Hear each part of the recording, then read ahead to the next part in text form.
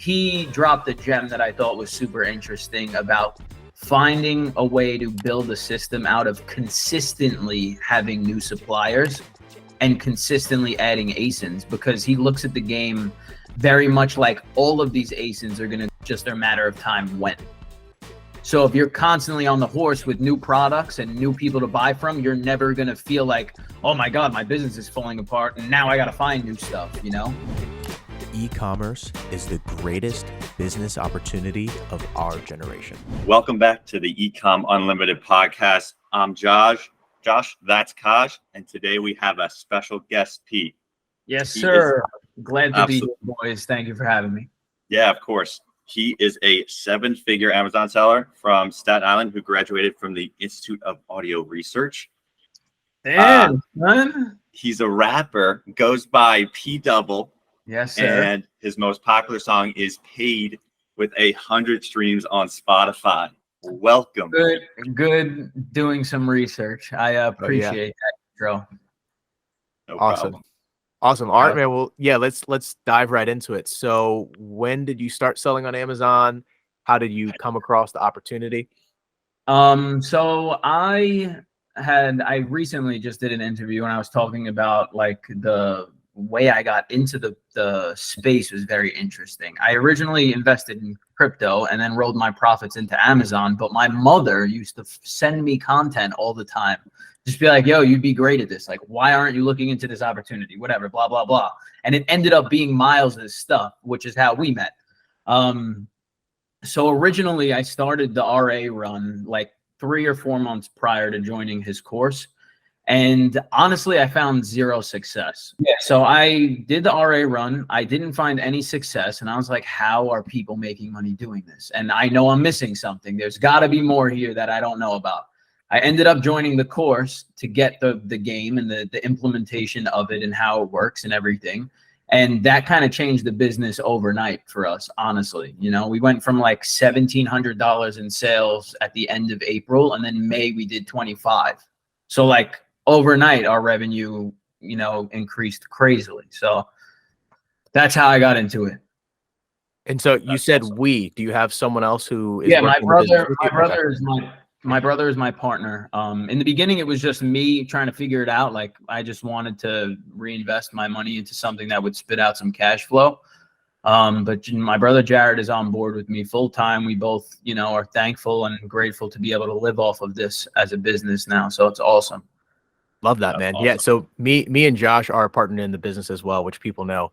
And that's kind of something unique that we have in the space, because a lot of people kind of are doing it solo just because, you know, they got into it and maybe their friends and family don't understand exactly what it all is. But let's dive into that a little bit more.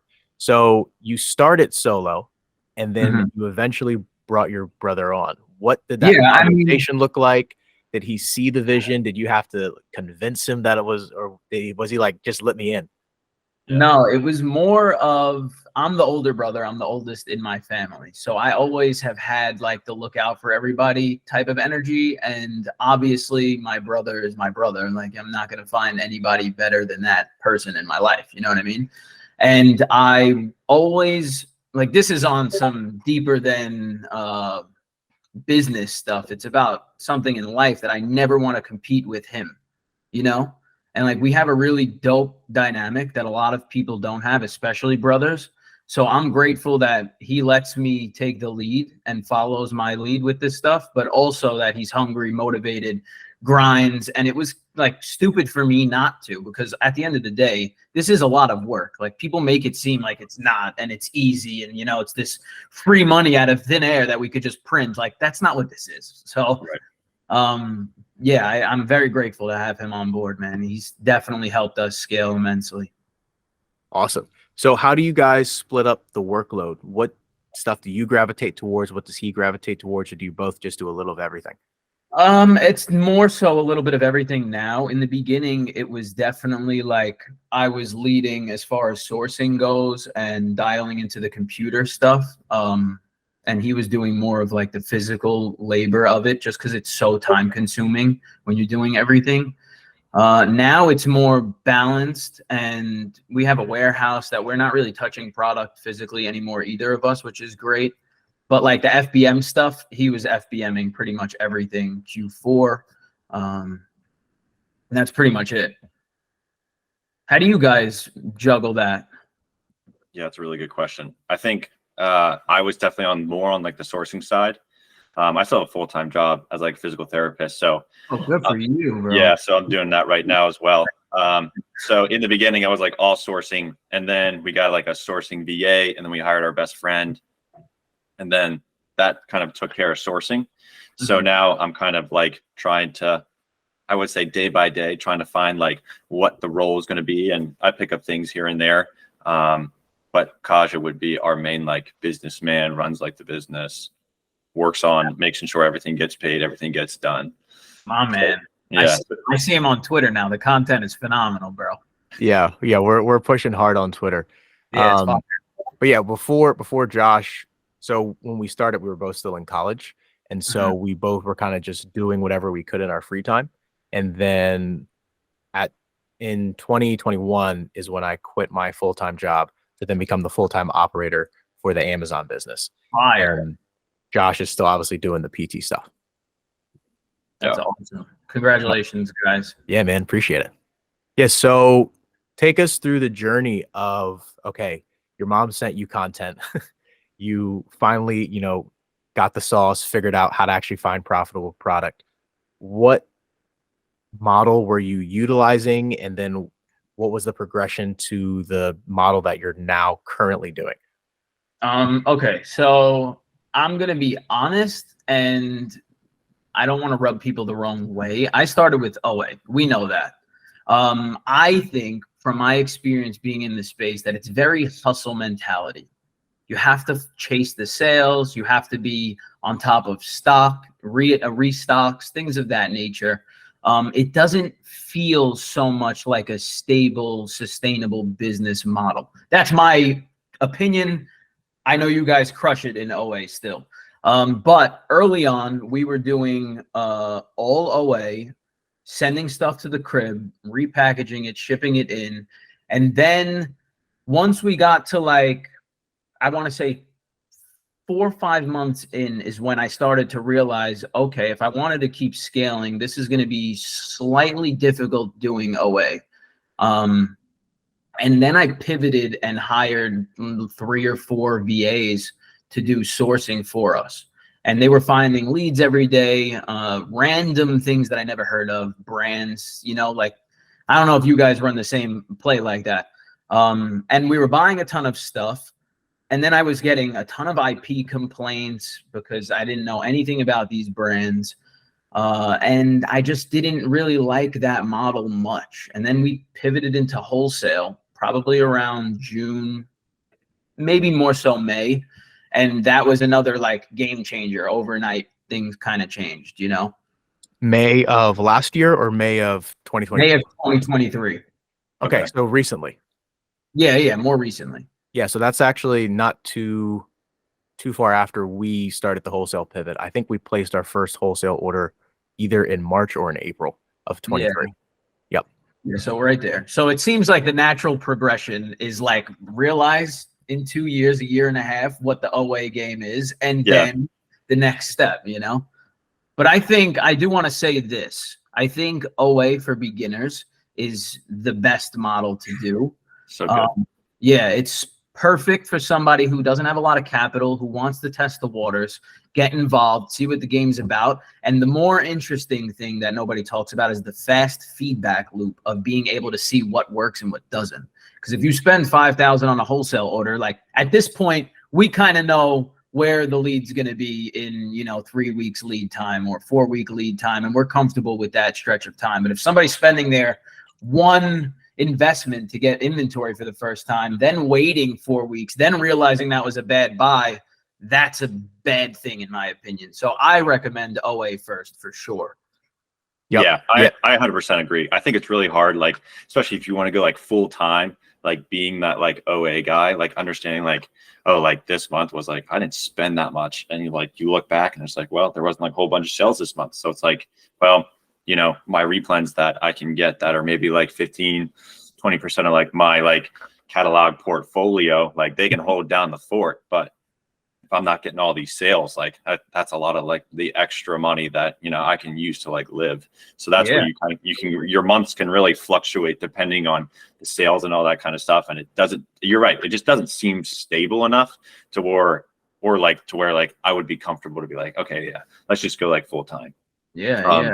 And I think what's interesting, as I was just thinking through that, and we've had this conversation plenty of times, but the difference between OA and wholesale is that your sourcing compounds more in wholesale versus than it does in OA.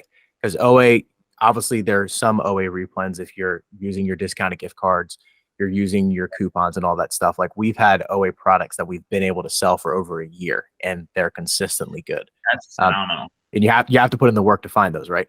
But on the other hand, then there are other products, like you said, they just have a shorter life cycle. And so you have to constantly be putting in more time sourcing to find the next thing, which, you know, people do. And there are people who scale OA, RA to, you know, more power to business and more power to you. But with wholesale, your sourcing compounds, because then once you have a couple good suppliers, those suppliers have hundreds, thousands of products.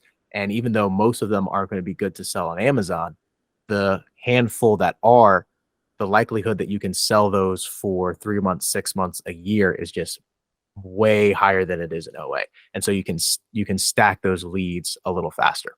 Absolutely, bro. Couldn't have said it better. Totally agree. Now, you were talking about that you hired a few VAs. Kind of talk to us about like how you ended up hiring them, like what websites you use, like how long they've been with you. Are they still with you? And like what they did, like daily tasks. Yeah, so we use onlinejobs.ph, phenomenal platform. All Filipino VAs is on our team. We have one admin VA who is the second hire that I've ever hired, still with us today. And our sourcing VAs, which I hired a plethora of them, but the first one I hired is still with us as well. So our two original VAs are still with us, crushing. And honestly, our business would be in the gutter without them. They do a lot of stuff for us, you know, especially on the admin stuff. Like there is so many little things, spreadsheets, keeping up with shipments, things of this nature that, you know, she specifically dials into that I'm like, oh, thank the Lord. But yeah, so we have one admin who's doing all of that style stuff, handling emails, handling shipment tracking to make sure all of our shipments are arriving and any missing units she's filing for. She probably saved me, I think off the top of my head, since we implemented this in June of this year, it's been like $6,500 back in my pocket just in 6 months.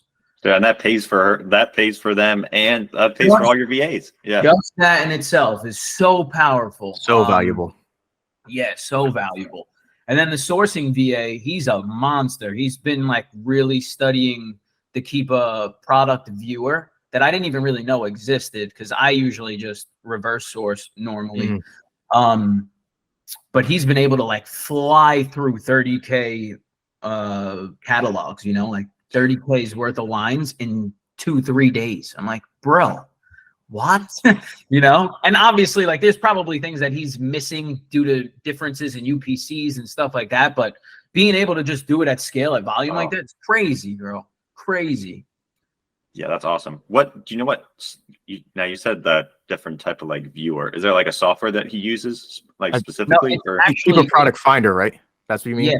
So Keep a Product Finder has a different view. If you go to the data at the top, and then open it up, there's like the product viewer, and you can input. You could input up to 5,000 UPCs at a time. And all of them come up, the listings, and then you know how to sort them by the rank you want, how much Amazon's in stock, whatever, all the filters, and just bang through the list. Yeah, it's like Keepa's UPC scanner almost. Yeah, exactly. Oh, okay, I see what you're saying. Yeah. Wow, I didn't even really know that existed, bro. It's sick. I think I've seen it before, but I don't think I've ever used it. We use Smart Scout for our UPC scanner, and that's been working pretty well. Kind of the same thing with other features too. Yeah. But yeah, the Keepa, that's a hack, especially for someone who's just starting out in wholesale. If you don't want to buy a scanner yet, use that. absolutely. But we use Smart Scout as well. We do more of like brand research on there. So when I get a list of brands from a distributor and I don't know anything about them, I'm going to type in the brands and then I'll put them on a spreadsheet and sort them by revenue and, you know, how many average sellers there are and Amazon's in stock rate, things like that. Yeah, let's dive into that a little bit more. So you said you've got the sourcing VA, and it seems like now you're doing 100% wholesale or mostly wholesale, some OA. Yeah, we do 100% wholesale. We Okay. did OA like Black Friday, Cyber Monday stuff that we just know, you know, from being in the game for a while. But other than that, I rarely source OA stuff. Maybe like 1 or 2 leads here and there. There's a couple replens that we still get. But besides that, not really. It's all wholesale. Gotcha. So your sourcing VA is doing all wholesale catalog stuff. Do you have them also helping you with brand research for brand direct stuff? Like, how are they utilizing a tool like Smart Scout in addition to Keep a Product Viewer to figure out, you know, which brands are going to be good to manually source through all their UPCs? Which brand should we maybe skim over? There's no one size fits all answer to this. And honestly, like I'm still learning the ropes in the best system and best way to do this because there's so many ways to do it, you know?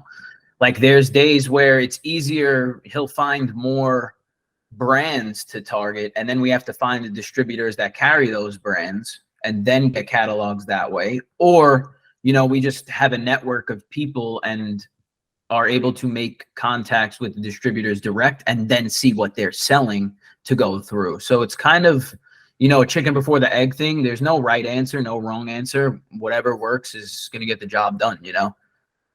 Gotcha. Yeah, makes sense. Yeah. So how many, I get thinking of the best way to ask the question. So you get a catalog, right? Let's 30,000 UPCs.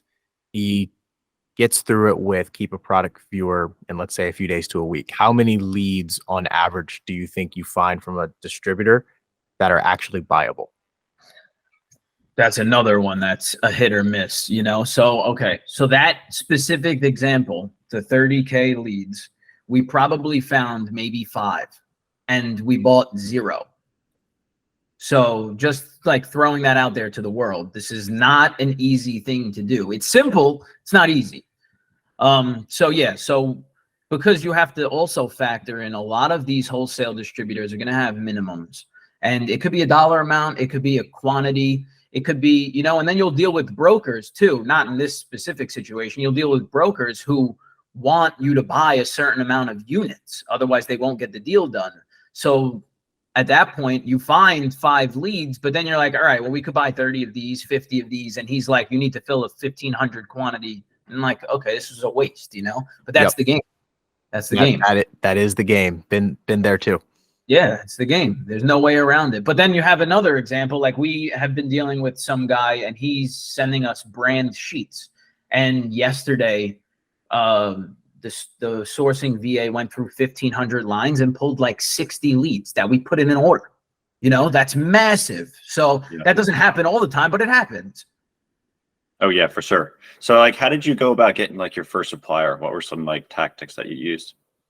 Cold outreach. Again, this is one of those things that like nobody wants to hear. It's just the hard work, the mundane. This is boring, but I got to get it done. That's just, it is what it is. You sit on the computer, you sit on Google, you try to reach out to a ton of people, get accounts open, get your feet wet, understand what they want, what they're looking for, what you can say on the phone and make yourself stand out from the rest of the pack.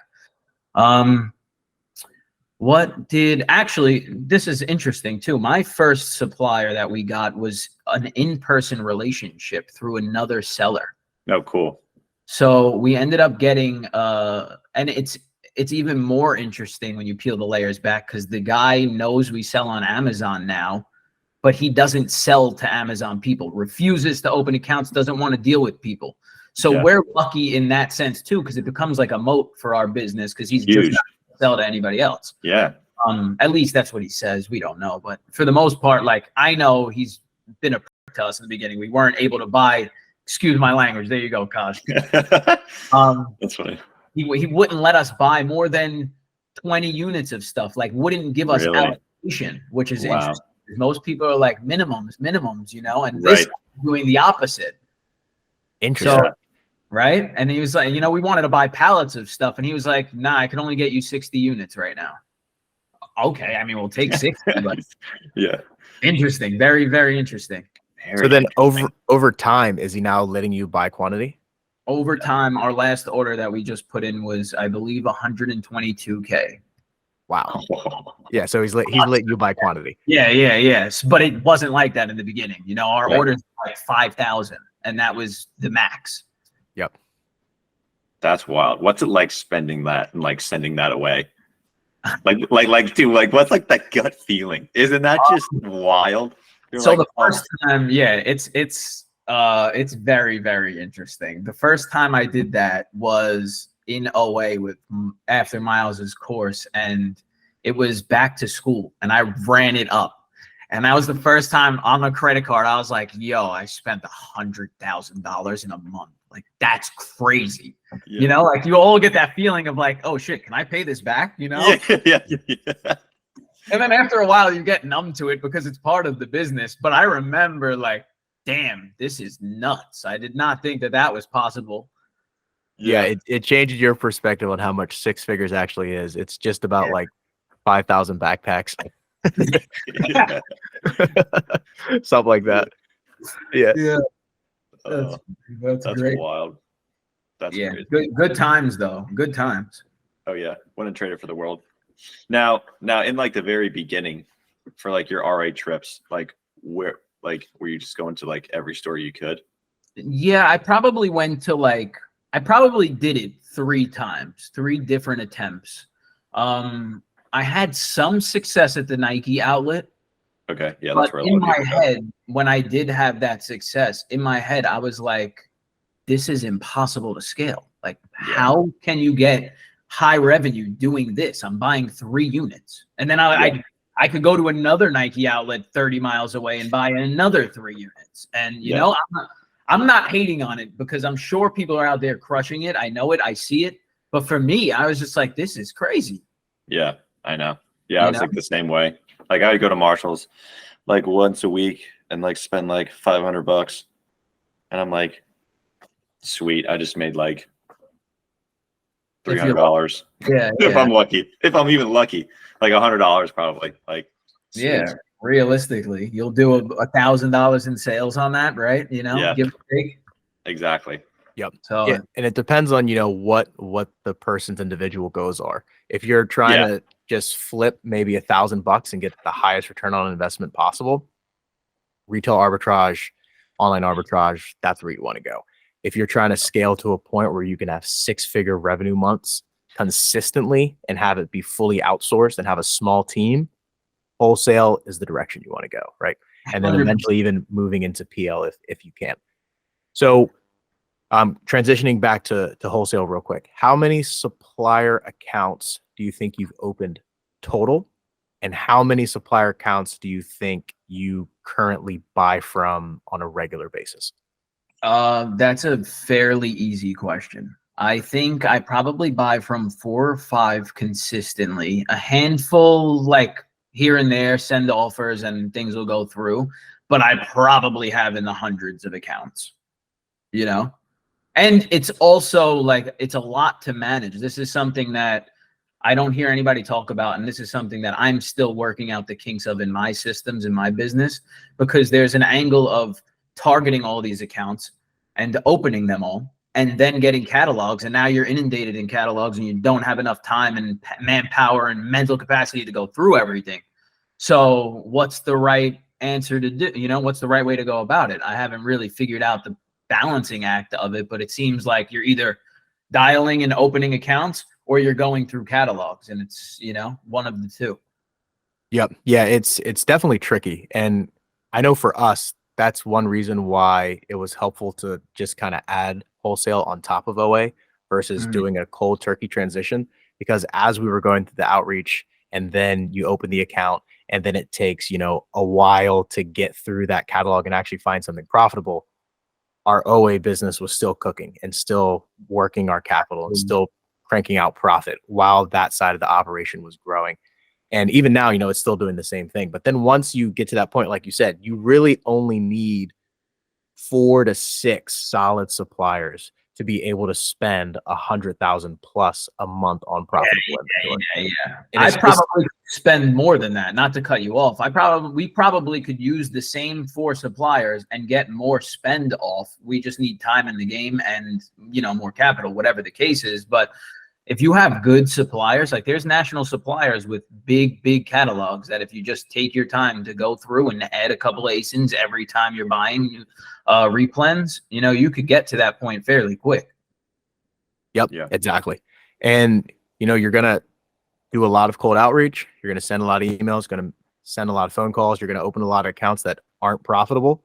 But then once you have the handful that are, then like you said, you just want to double down on those, and maybe your outreach slows down a little bit because you have so many accounts open and you're able to spend your money, but you want to make sure that you don't lose track of the ones that are specifically good, even if some of the other ones kind of fall off. Yeah, it's an interesting game. I spoke with Larry, Watch Me Amazon, for everybody that's out there that knows who Larry is. Monster seller. OG. Beast of a human too. Super cool dude. We're both from New York, so like I was gonna say he's from New York too, right?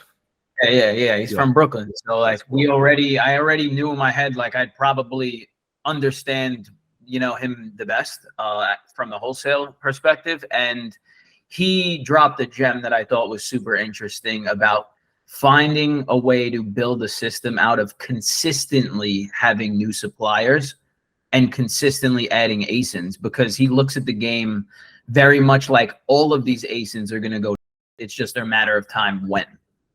So if you're constantly on the horse with new products and new people to buy from, you're never going to feel like, oh my God, my business is falling apart and now I got to find new stuff, you know?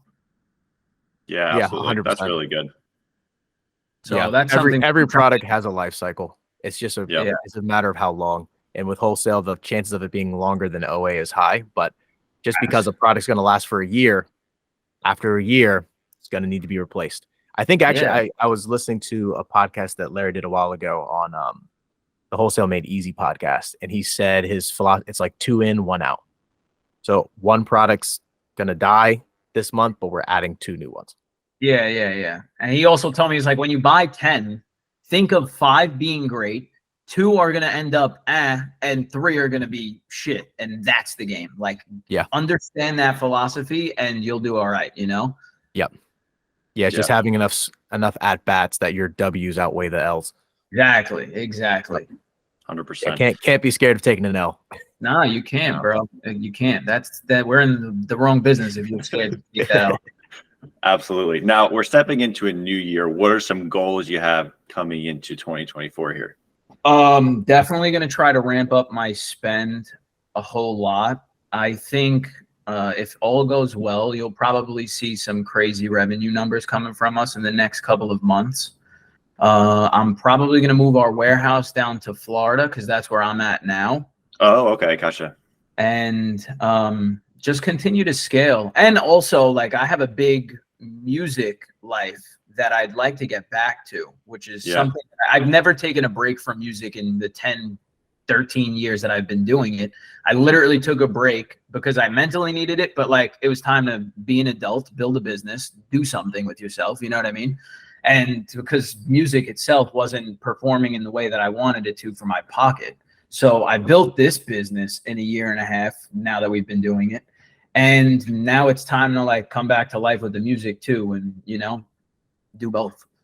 Yeah, that's awesome. For sure. So before because I do want to ask you some other stuff about the music as well, just kind of walk us through what your revenue has looked like since you started and then closing out 2023. So lifetime sales were probably like sniffing 2 million, just under. So right around there since a year and a half, a little over a year and a half now. April will be 2 years that we've been doing this, which is kind of nuts. Not saying that I have any special ability. It's just the platform and the opportunity is absolutely insane. If you dial in, you could do the same thing. Trust me.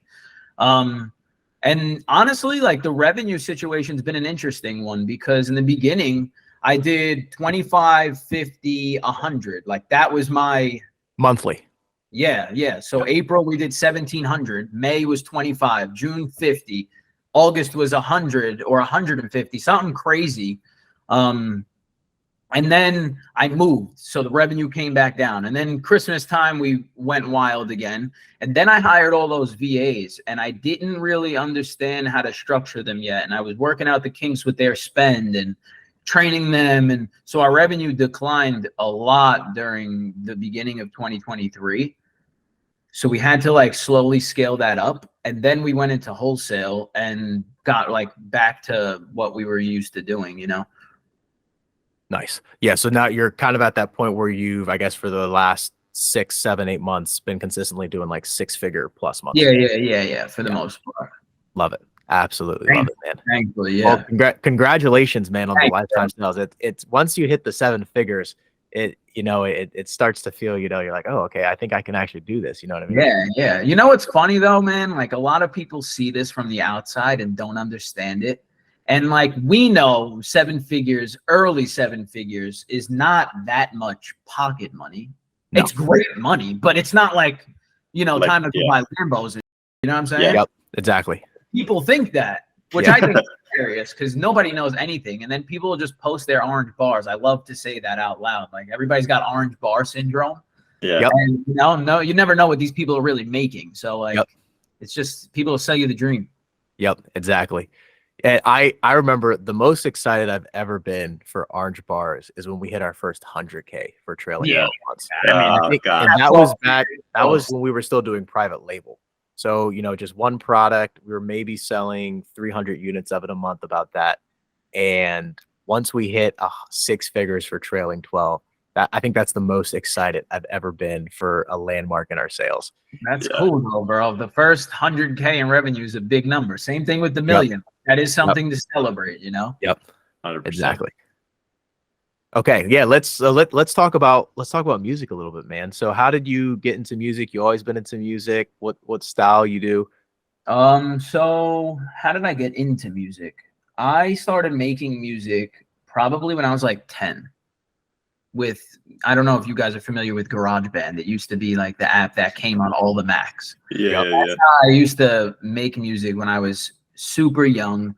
My favorite artist was T-Pain at the time, but my first album that I ever bought was T-Pain's Epiphany album. So I was like a big early bird and nerd on the auto-tune stuff. That's awesome. So I have to find the old songs. I'll send you some of them. They're so funny. But that's awesome. So my aunt told me to save up, I think it was like $1,000, and she would match me. And at that time in my life, I used to dance. I have such a different childhood story. I used to dance full time as a kid for like commercials and TV shows. And I worked for like the Nets kids for a long time, the Brooklyn Nets. Bro, that's so funny that you say that, because I saw this online and I was like, do I add that into the intro, or is the internet just screwed with me? I was like, I'll just leave that out. I'll just leave it out. I just wasn't sure. But that's really cool. I worked for them for a long time, probably like 7 to 10 years, all the timeouts. I was one of the assistant coaches for a while, teaching the kids how to dance and whatnot. But the music has always been around me because I danced. So my aunt told me to save up money. She matched my money and took me to Sam Ash, which is the recording studio store. And we bought our first, microphone and interface. I still actually have the microphone. I just retired it because shout out to Amazon, I upgraded. But so that's how I got into it, and I've been releasing music ever since, and seriously, like career style, putting out music and content since 2014-15 when I turned like 18. Okay, so I noticed like you've got like music videos and stuff as well. Are you shooting those yourself? Do you have friends that are helping you shoot? Are you paying someone? Like what is the business side of your production look like? Yeah, man, the business side of the production is a mess. There's no like keep it a thou. There's no business in music until you build an audience that's willing to put money up. Like there's the streams, we're making half a penny on streams. So when Paid did 100,000 plays, which was something that I celebrated, I made like $200 or something in total, I think. I don't even remember the number, but I laughed at the account like, this is a joke. You know, I'm stressing myself out trying to make something of myself and doing it with passion. And then I was like, you know what? I'm starting Amazon. I'm committing to it. And that's how I ended up just, you know, dialing into Amazon. But yeah, the music has been a passion of mine forever, bro. What love it, man. Like, what would you say, like maybe some, like, you know, 5 years looking out, 7 years looking out, like what are some goals for you, like musically? Goal as in actual data points and numbers to target is something that I think is intangible, and I don't want to hold myself to that. I did just hire a content editing VA, which guy is a monster. He's a young kid, also off of online jobs. Kid's a monster. I invested in a really good camera, and I think my perspective of it's always been like the content side of putting out music has been what I lacked the most, because I just didn't enjoy being on camera and like rapping in my mother's basement early on. Like, that's not cool, you know, like that doesn't make me feel good. Now that I'm at a different point in my life and I can do these things at a high level, like, yeah, let's go and step on everybody's necks and apply pressure again, you know? Cool. Yeah. So have you mainly just put out singles? Have you put out a full project? So I have probably he's got a lot of stuff. He's got a lot of stuff. Yeah, I remember I looked at your Spotify once. Yeah, I think I have 11 albums out is the number. Probably 200 to 300 songs in total, written and recorded, done. Like, I was taking this dead serious. Bro, that's a grind. Very impressive. Like, that's why when people talk about the artist thing, like, no, you don't do this. I do this. I know what this is like, you know? Yeah, I have we have a couple really close friends who've done some music stuff. Just, you know, either for fun or at certain points trying to take it seriously. Like, some of them have performed at shows and whatnot. And just from talking with them and seeing their hustle, I mean, that many songs, that's impressive. That's a lot of music. I appreciate it. Honestly, I always feel like I wish I had more to show for it, but I do feel internally like the art has gotten so much better through the process of writing all that stuff. So like, from that angle of it, I don't complain because I do feel very highly of my art. Like, I enjoy what I do, you know? Yeah, for sure. Okay. Yeah. Well, we're moving to an end here in terms of how much time we've been talking, which has been awesome. I do have one more question on the music side. Yeah, talk to me. Where do you find most of your inspiration? Are you a guy where it's like, all right, it just came to me in the moment, I gotta take down a voice memo, or do you have like a systematic process when you're writing and coming up with melodies? No, actually, I don't have a systematic process. I think that's what's beautiful about the art, because like, you never know what's going to happen and you never know when it's going to happen. I actually tweeted something the other day about writer's block, because I feel like a lot of people early on can't get out of their own way, but it's because they haven't developed the confidence and the skill to be able to catch the thoughts out of thin air and paint them with color, and know that when it comes, like, you'll be able to confidently do it because you've done it so many times. Like, you have proof. So for me, it's not so much of a system. It's always different. I may get an idea. You may say something right now that'll lend itself to be a song one day, you know, and it'll just sit with me. It's interesting. And I think that that's why I love to do this and come back to it all the time, because it's never like, there's no formula. There's no rhyme or reason. It just happens. Yeah, for sure. That's awesome, man. Love that. That's really sweet. Now, where can people find you on the internet if they want to track you down? Yeah, so I'm on Instagram, Twitter mainly. I'm going to build up the YouTube page and the TikTok as well. Now you'll start to see content. My handle is at ITSP and the word double. At it's P double. You can find me everywhere. I have music videos on YouTube, Spotify, Apple Music, Tidal, all that. I'm there. And reach out to me. I'm not like some guy that's too good to answer DMs. Holla at your boy. Let's build. I love to connect with people, and hopefully for anybody out there watching, we can do business together and get some deal flow going. So, you know, that's always the goal. Yeah, sure. That's always the game. Well, Pete, we really appreciate you being on here.